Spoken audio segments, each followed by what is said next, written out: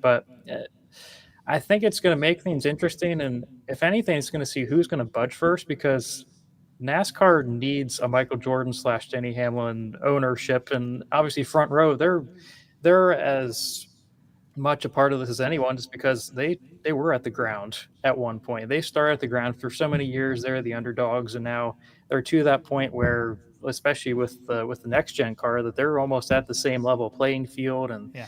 And they've won with Michael McDowell a couple times, obviously now with Spire. But I I'm interested to see over the next couple of weeks because even though there aren't going to be over 40 entries, like how is 2311 and front row going to sustain?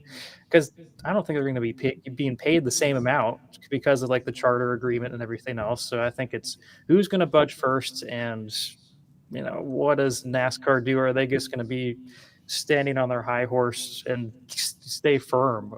Because I mean, both sides need each other. You're not going to see Michael Jordan create another racing series, even though he's got the money, whatever else. You're just not going to do that. But it's not like a World of Outlaws high limit type of thing where you can just create a whole different series. You're going to need lots of drivers. So I'm curious to see what's going to budge first.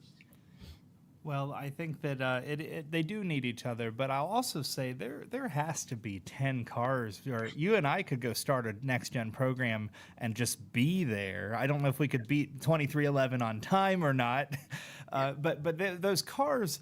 Listen, field sides are small, but people do own next gen cars. They are out. Chip Ganassi could go start a race Good, yeah. tomorrow. So I think this is good for the independent team when there are 40, 41, 42 entries in the next few weeks. Certainly, Indy should be a track with lots.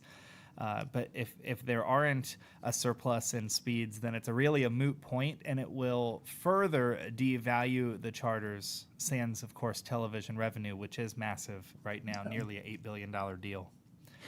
What about the drivers themselves? Think about, lots of people have traded and leased and sold and changed charters, but these are championship caliber teams and drivers that are now in potential long-term harm, not necessarily for this year, but what if the sport gets to that healthy point of 45 cars every week?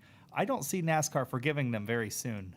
No, you feel bad for the drivers because the caliber of like a Tyler Reddick, Bubba Wallace, and Gregson, and those drivers. It's tough because I mean they sign contracts like Yeah.